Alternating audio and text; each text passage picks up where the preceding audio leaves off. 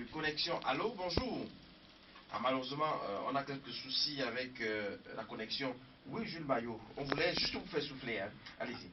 Alors,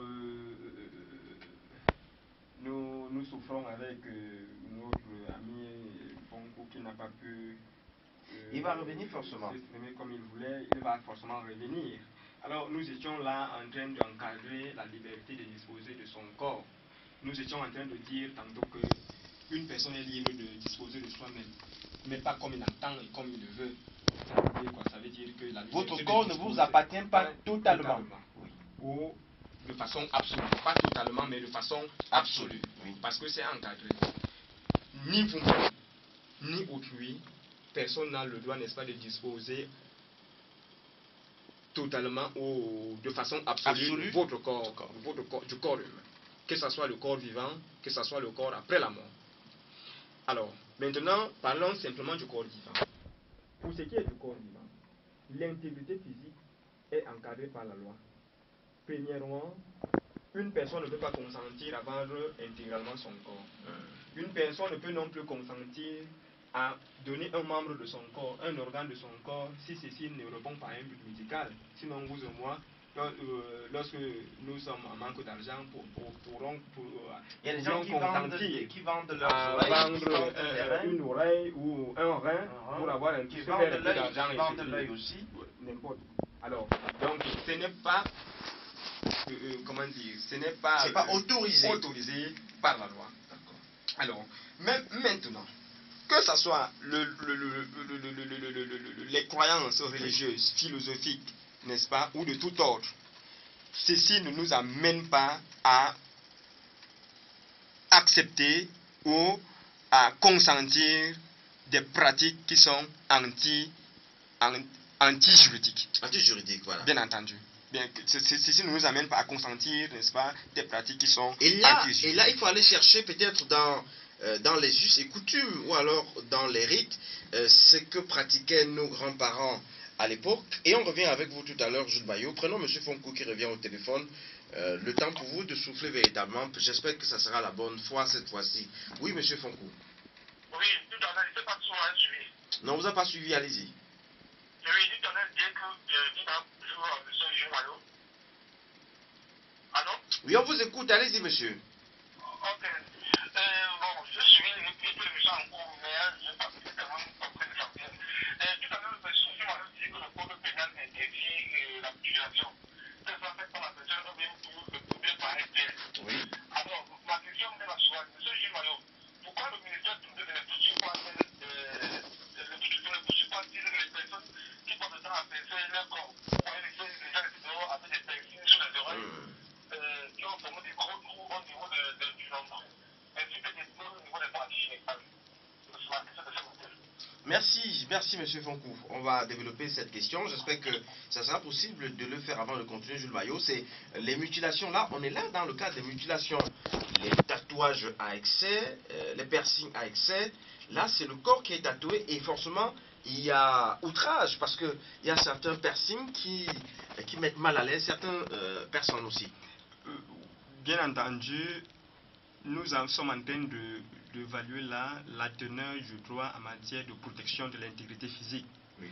Mais notamment, nous faisons allusion ici à deux espèces. Nous faisons allusion aux mutilations sexuelles. Oui. Parce que nous n'avons pas parlé de mutilation de corps. Nous avons parlé de mutilation sexuelle. Mais peut-être parce que nous avons ciblé une partie du corps. Bon, peut-être qui est la partie la plus sensible. Nous voulons aussi ajouter la mutilation sexuelle aux mineurs. C'est pourquoi, au début de cette émission, il est vrai que M. Fonko a pris l'émission en cours. Au début de cette émission, nous avons fait la part belle entre les mutilations sexuelles consenties lorsqu'on est majeur et les mutilations sexuelles subies. Donc, ça veut dire lorsqu'on est mineur, pas à même de consentir. Okay. Alors, donc, nous voulons recadrer pour dire que nous sommes en train de parler de mutilation sexuelle des mineurs. Des mineurs. Sur le plan, pour les majeurs, ce n'est pas interdit. C'est pas interdit. C'est pas interdit. Si vous êtes une personne majeure et que sauf que vous n'avez pas le droit absolu sur votre corps. Je dis lorsque vous êtes majeur et que vous voulez vous vous voulez qu'on vous pratique l'excision sur votre corps, par exemple, ce n'est pas interdit à l'avance. Alors, mais pour ce qui est des atteintes physiques au corps humain, que ce soit les tatouages, que ce soit les oreilles percées, comme M. Fonk le précisait tout à l'heure, alors, mais ce n'est pas interdit. La loi n'interdit pas de porter une marque sur son corps, parce que la personne humaine est libre de disposer de son corps comme il entend, mais pas de la façon la plus absolue.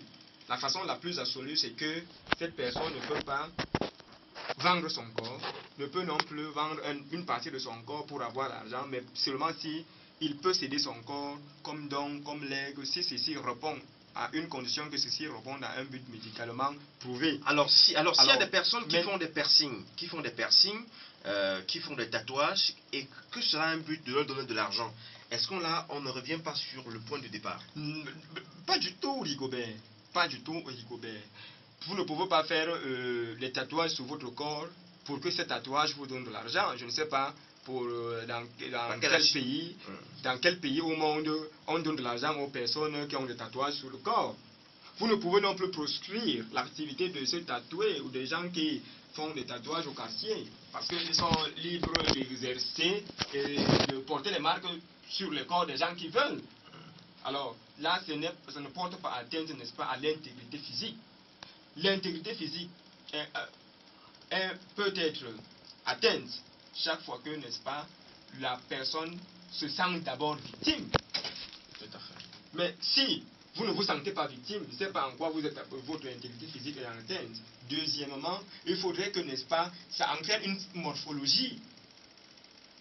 Mais je ne sais pas en quoi les tatouages entraînent une morphologie, sauf que le piercing des oreilles entraîne quand même une simple morphologie, n'est-ce pas, du fait que il y aura désormais un trou qui va passer, n'est-ce pas, au travers de votre organisme. Oui. Mais cela n'enlève en rien. Nous voulons simplement revenir pour dire que, pour poser la question de savoir, est-ce que la protection de l'intégrité physique exclut, n'est-ce pas, toute intervention ou bien emporte toute intervention non consentie d'un tiers dans la vie physique? Le droit protège dans sa globalité le corps humain, isolement et isolement chacun de ses organes. Nous pouvons donc dire simplement que même si, n'est-ce pas, la croyance à certains rites et coutumes, n'est-ce pas, nous fait porter atteinte à l'intégrité physique, il faut comprendre que chaque fois, il faut comprendre que le droit protège dans sa globalité d'abord le corps humain et plus particulièrement chaque organe de notre corps. Chaque organe de notre corps. Maintenant, nous pouvons continuer dans l'analyse de la situation. Peut-être avant de continuer, Jules Maillot, il y a cette question qui revient en cas de mutilation sexuelle, pour le cas de l'excision. Par exemple, une fille qui est excisée à jeune âge, est-ce qu'elle peut porter plainte à 17 ans? C'est constate qu'elle a perdu une partie de son corps. Est-ce qu'elle porte plainte à ses parents? Bien entendu, un mineur devenu majeur peut porter plainte, n'est-ce pas, aux parents, ou alors à ceux un préjudice subi au moment où il n'était pas majeur. Oui. Et c'est légitime. Pourquoi? Parce que en droit, pour pouvoir rester en justice, il faut avoir une capacité. Et cette capacité juridique implique sur l'âge de la personne. La personne ne doit pas être mineure. Le mineur peut rester en justice à travers son représentant légal. Mais le représentant légal du mineur, c'est bien entendu au premier degré ses parents, qui ont le devoir, n'est-ce pas, de protection du mineur. Donc, alors, si ce sont les parents qui pratiquent l'excision, le plus souvent, ce sont les parents. Alors, est-ce que l'enfant peut rester en justice? Je vous dis, l'enfant n'est pas à même d'ester en justice en tant que mineur. Mais il peut grandir et le faire. Le ministère public peut se saisir, parce que vous savez que le ministère public a le pouvoir d'auto-saisine.